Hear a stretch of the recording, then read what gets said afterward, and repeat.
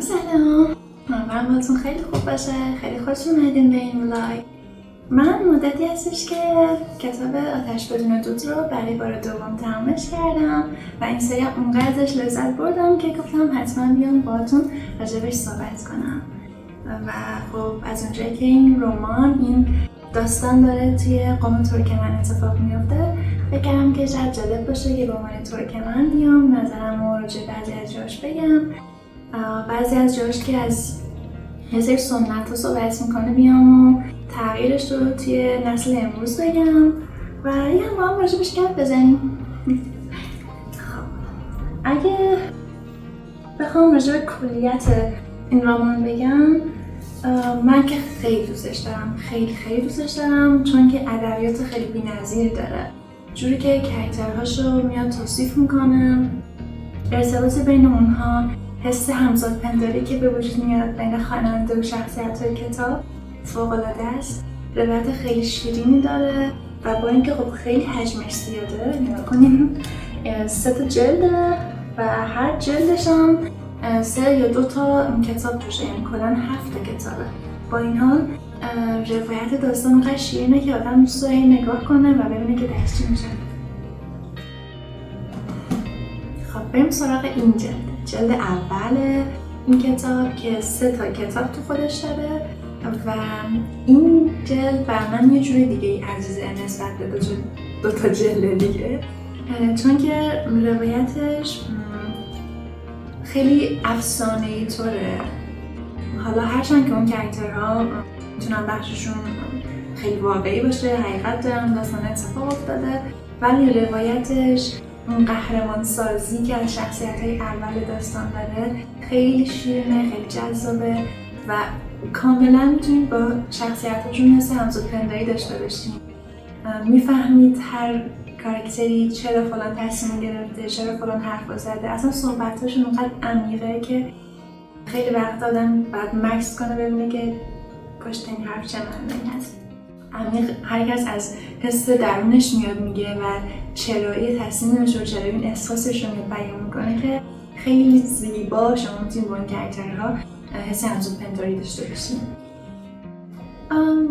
دیدین بعضی وقتا یه سریالی مثلا وقت خیلی طولانی میشه، از یه جایی به بعد این کاراکترها عوض میشن، میان سراغ یه داستان دیگه یا یه نسل دیگه و ما دیگه خیلی نمیتونیم با ادامه داستان ارتباط برقرار کنیم، چون ما با شخصیت‌های قبلی و روایت اونها عجیب شده بودیم.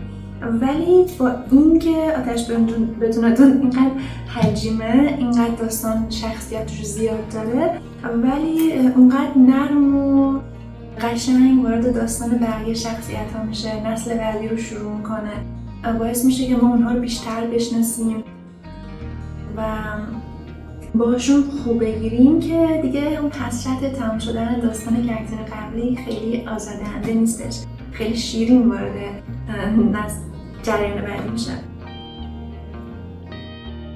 فکر میکنم که بریم سراغ خوندن یه بخشی از این کتاب. یه جاییشو براتون علامت زدم که دوستان بعداً راجبش با هم صحبت کنیم، یه تیکایشو براتون بخونم، ولی خب همین سعی میکنم که اسپویل نشه. میدونم بعضی خیلی حساسن به اسپویل.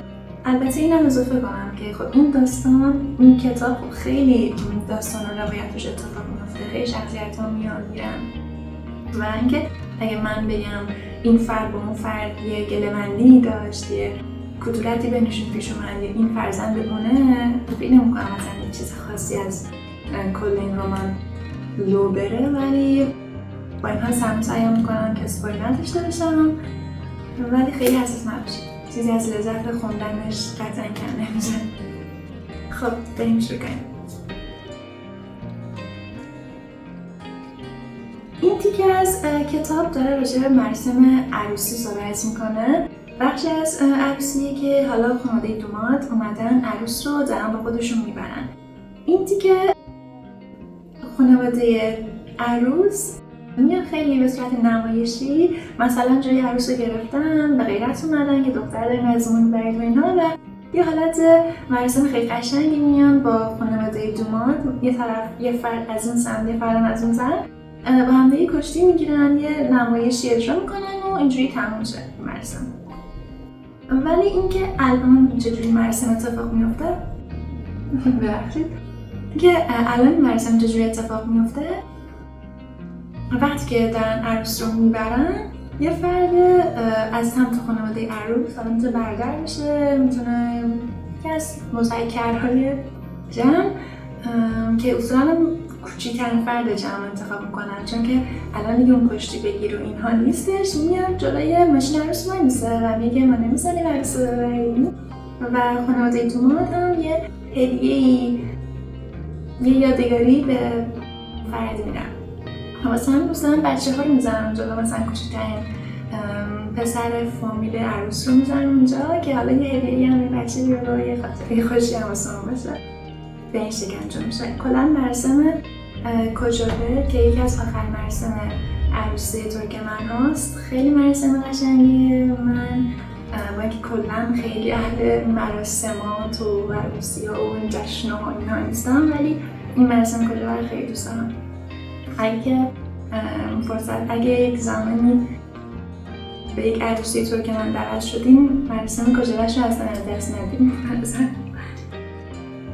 این بخش راجع به توصیف عشقه و میاد تفاوت عشق و دوست داشتن رو بیان میکنه و ببینید که چه ادبیات زیبایی داره. بذارید من یکیش رو بخونم، اصلا نمیتونم نخونه این بخش رو بگذارم، خیلی قشنگه. عشق در لحظه پدید میآید، دوست داشتن در امتداد زمان. این اساسی ترین تفاوت میان عشق و دوست داشتن است. عشق معیارها را در هم می‌ریزد. دوست داشتن بر پایه معیارها بنا می شود. عشق ناگهان و ناخواسته شعله می کشد. دوست داشتن از شناختن و خواستن سرچشمه می گیرد. عشق قانون نمی شناسد. دوست داشتن اوج احترام و مجموعه‌ای از قوانین عاطفی است. عشق فوران می کند چون آتش فشان و شره می کند چون آبشاری عظیم.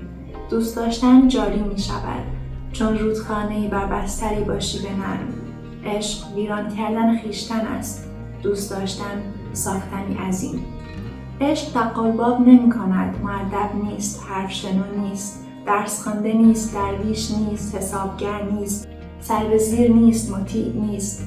عشق دیوار را باور نمی کند، کوه را باور نمی کند، گرداب را باور نمی کند، زخم دهان باز کرده را باور نمی کند، مرگ را باور نمی کند. عشق در وهله پیدایی دوست داشتن را نفی می کند، نادیده می گیرد، پس می زند، له می کند و می گذرد. دوست داشتن نیز ناگزیر در امتداد زمان.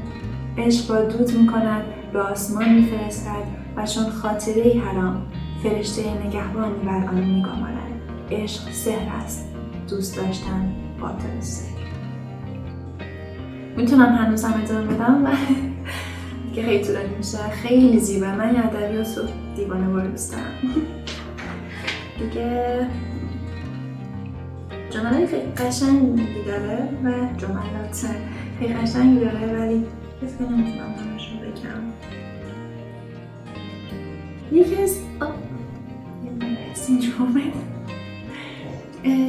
از چیزایی که من توی کاراکترهای این کتاب دوست دارم اینه که میاد و تقابل اتکای به سنت و تلاش برای تغییر این سنت ها رو بیان کنم، نشون میده که من خیلی دوست دارم این موضوع رو، خیلی دوست دارم بیشتر راجع به این موضوع صحبت بشه، بیشتر حرف بزنیم راجع بهش فکر کنیم.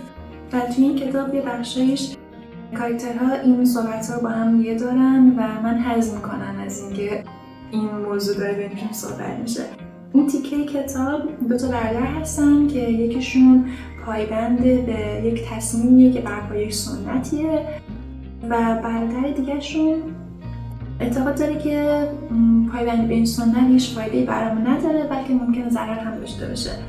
و یک جمله خیلی قشنگ اینجا میگه آقایلر دیوانه، دست بردار از آدم کشی، بگذار و راه پدرمون رو پیش نگیر.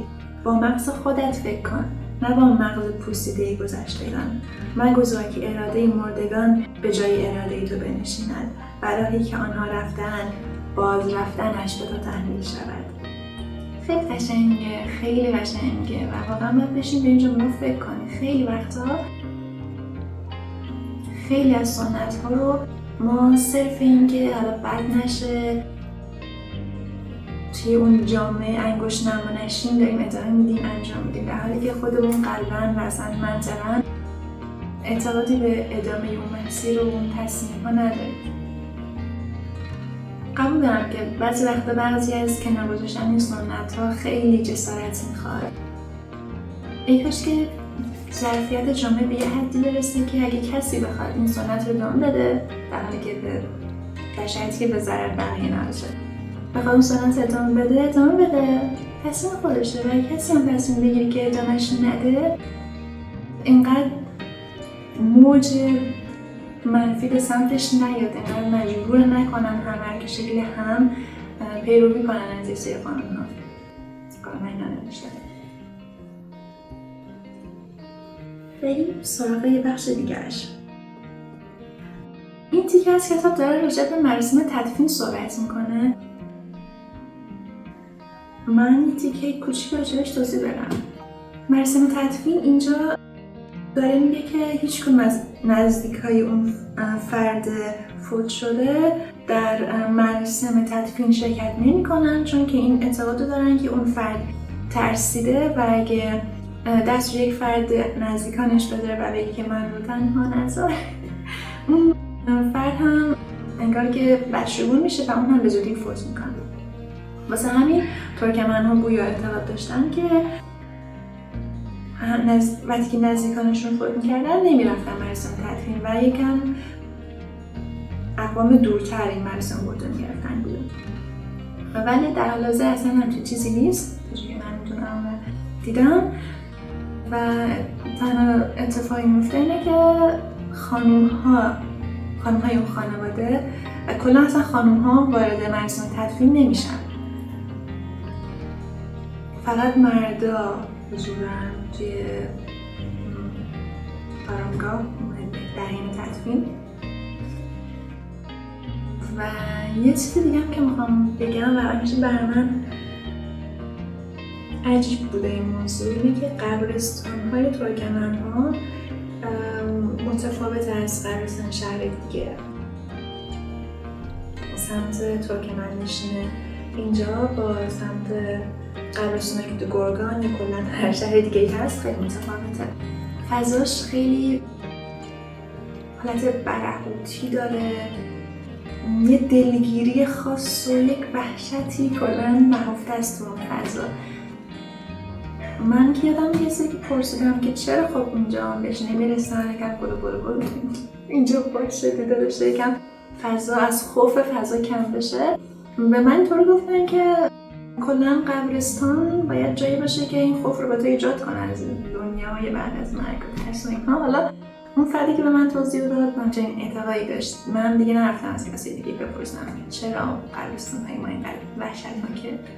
حالا کلاً که قبرستان بار وحشتناکی داره با خودش در نظر من. این هم این موضوع عجیبیه. نمیدونم شما هم تا حالا اگه اومدین سمت قبرستان‌های ترکمن کلاً سمت ترکمن صحرا متوجه موضوع شدید یا نه؟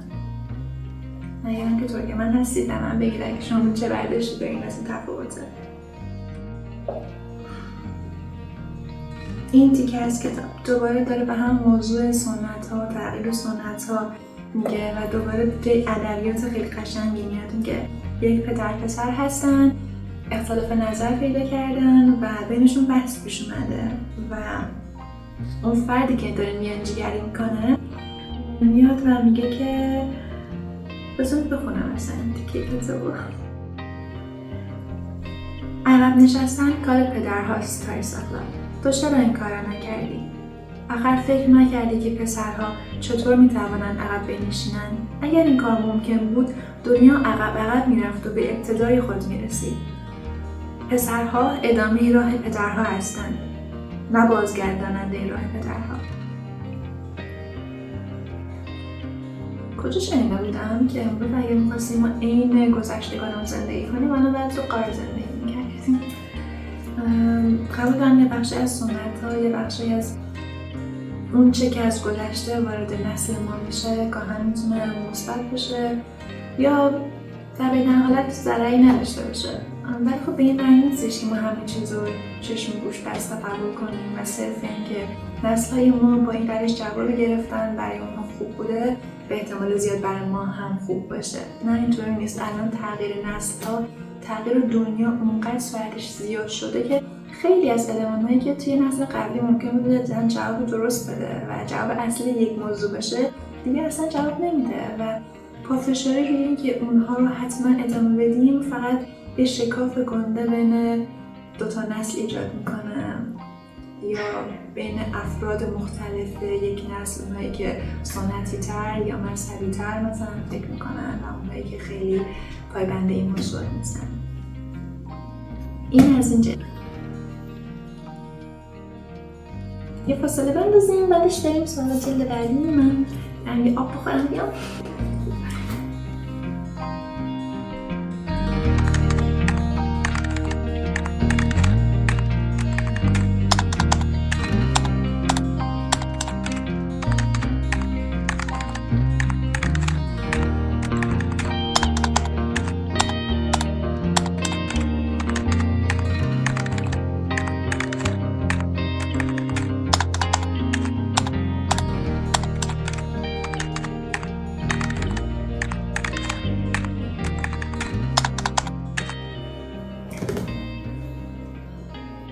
بریم سراغ جلد دوم که خودش شامل 2 کتاب میشه.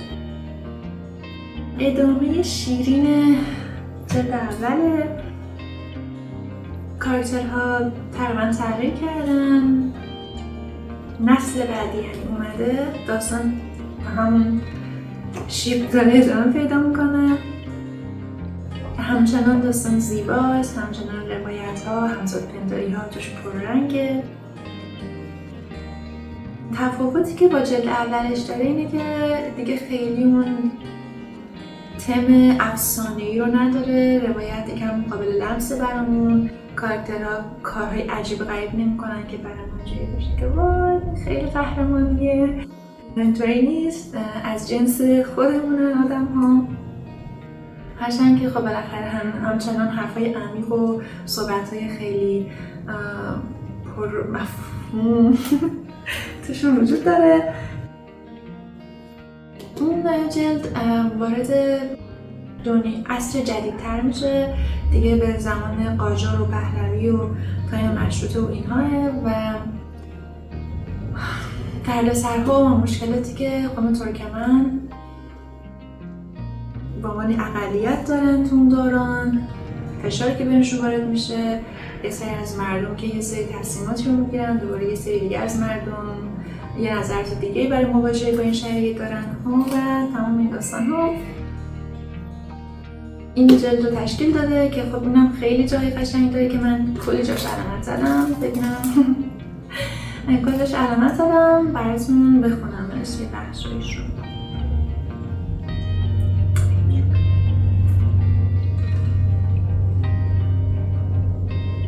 دیگه هم دوباره ادب کلا من بخوام از ادبیات این کتاب بدم که باید کلی کتاب براتون بخونم، ولی این تیکه رو خیلی قشنگ میاد.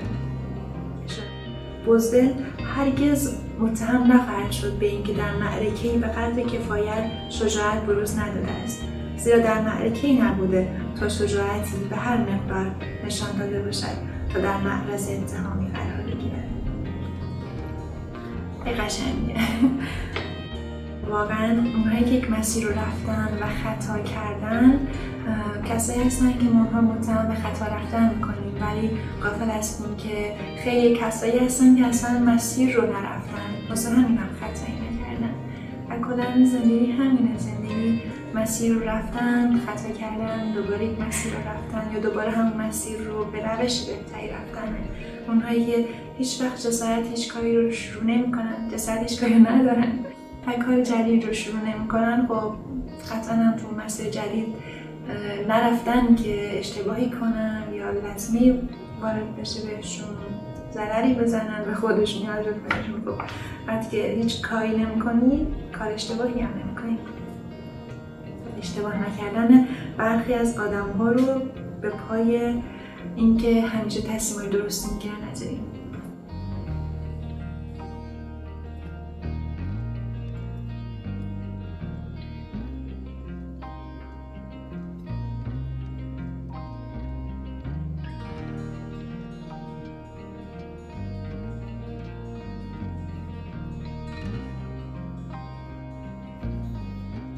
همینجوری میخونم دارم میخواد همه‌شون رو براتون بخونم. من کلا این شکلیم که هر از گاهی که تایمم آزاد میشه میرم پای کتابخونه میشینم، بعد میگم که اوکی برای اینکه یکم ذهنم آزاد بشه برم یکم از این کتاب‌هایی که قبلا خوندم یه بخشش رو دوباره مطالعه کنم و یاد اون کاراکترها بیفتم و روایت‌ها بیفتم و لذت ببرم. بعد یهو به خودم میام میبینم چند ساعت گذشته، من همینجوری پای کتاب خونم، کتاب رو دوباره برام پخش پله، چون که همین کار با من میکنن، وسوسه میکنن.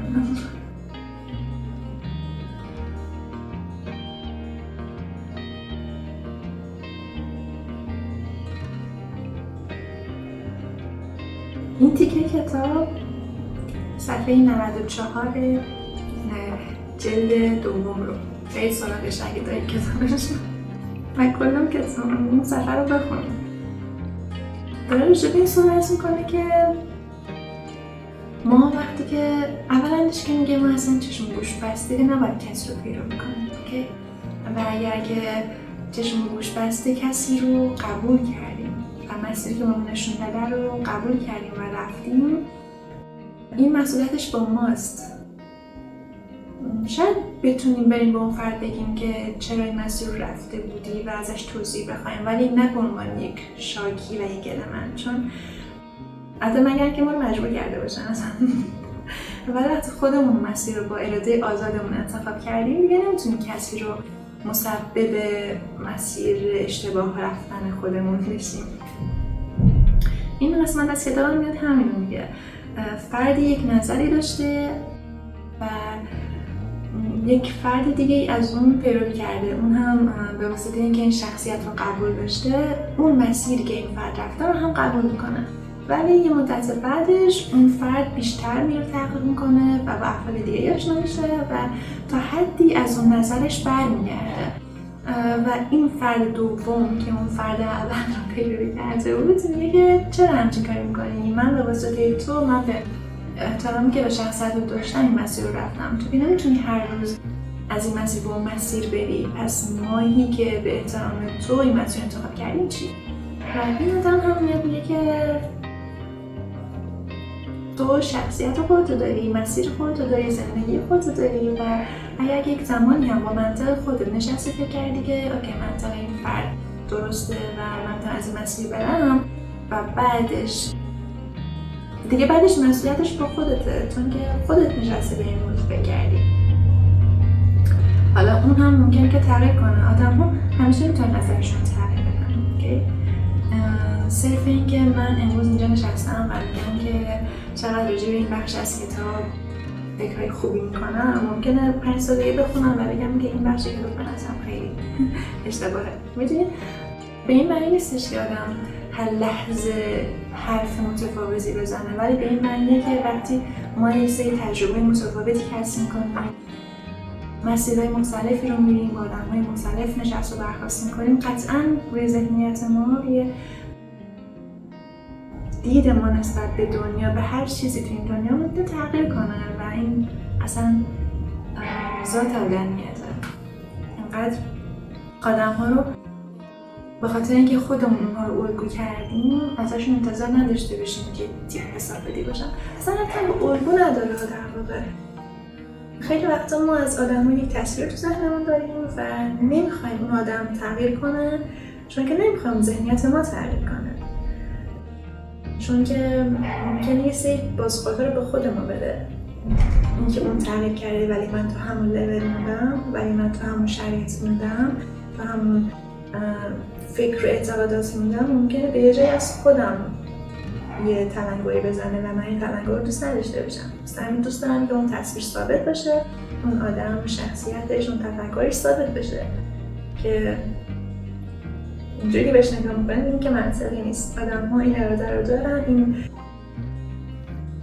اختیار رو دارن که هر که خواستن نسبت به منطقه اون روزشون تغییر کنن.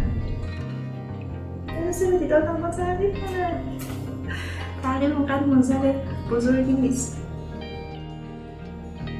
سنت عادت نیست. این را به خاطر داشته باشید.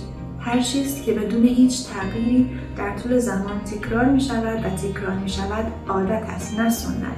آنچه از گذشته می آید و متناسب با زمان دگرگونی‌های مثبت می‌پذیرد و ریشه‌ها و اتصالات ابتدایی یا قدیمی یا کهن خود را حفظ می‌کند، سنت است.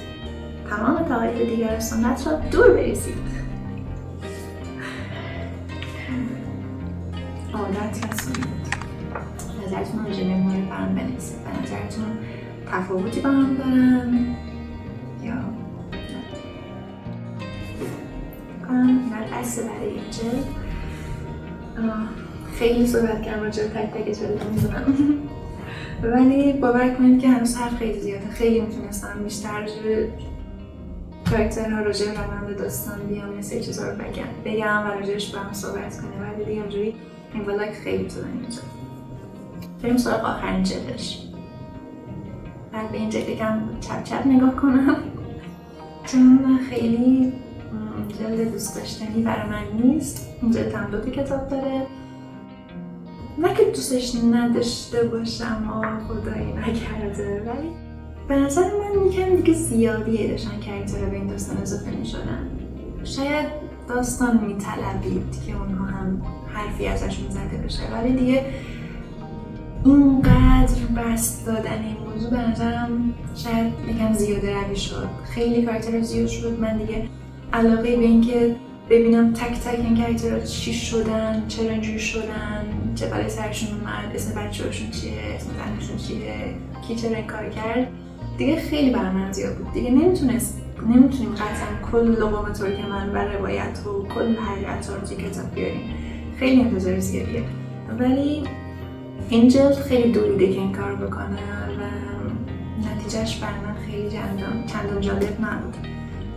خیلی اتفاق تون میافتاد. این اینجوری شد، اون اونجوری شد، این اینطوری کرد، اون این حرف زد، چرا اینجوری شد. نه خیلی دیگه زیادی بود و یه جایی بودم که من گفتم خب بگو کرده اصلی چی شد. مردودت شوخی خیلی توش روایت ها تون اتفاق میافتن. فرصت همزاد پنداری خیلی کم میشه و بیشتر انگار کتاب داره سعی میکنه که همه روایت ها رو پوشش بده و مثل جلد اول مثلا تمرکزش رو نیستش که ما رو با اون کاراکترها بیشتر بشناسونه، بیشتر آشنا کنه، بیشتر با احساسات و تصمیمات اونها عجین کنه ما رو و ما رو تو دل اون روزهاشون ببره، تو احساساتشون ببره، توی منطقشون ببره. بیشتر فقط روایت این اتفاقها رو میکنن. این شد، بعد این شد.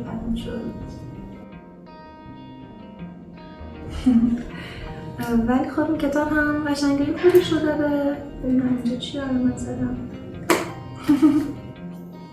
این کتاب هم قشنگی خودش رو داره و خوبیش اینه که سرانجام خیلی از کاراکترها رو تو این جلد متوجه میشیم و داستان به یک سرانجام به نقطه مشخصی میرسه. هرچند که کلیت اون جریان شاید خیلی واضح به نتیجه نمیرسه، ولی خب داستان زندگی کاراکترهامون به نتیجه میرسه، یعنی به سرانجام میرسه. چجور به اون سرانجام میرسه اینها توی جلد آخر گفته میشه و اینطوری میشه که این کتاب خیلی حجیم و پر از روایت و پر از اتفاق به این شکل تمام میشه. من خیلی این کتاب توصیه میکنم که برید سراغش بخونید و اگه که بعد از جلد اولش یکم احساس کردین کتاب داره بورینگ میشه، یکم دیگه زیادی داره از اتفاقها میگه، یکم بیشتر تلاش کنید به خوندنش، ارتباط گرفتن با کتاب، چون که فکر می‌کنم در آخر از این کتاب تموم کردین و همه رو خوندید لذت خواهید برد. تجربه خیلی قشنگه و اگه که شما این کتاب رو خوندین بگید که تا چه حد با نتیجه عمل موافق بودین اگرم که نخوندین بهتون پیشنهاد میکنم برید سراغش، از کسی قرضش بگیرید، نمیدونم برید کتابخونه پیداش کنید اینها، ولی حتما بخونیدش، این فرصت رو به این کتاب بدین. خب مرسی که با من توی این ولاگ خیلی طولانی همراه بودین. امیدوارم که وزارتم سر نبرده باشم، امیدوارم که تمام چیزایی که میخواستم بگم و گفته باشم. تا یه ولاگ دیگه، شاید یه کتاب دیگه، مراقب خودتون باشین. خداحافظ.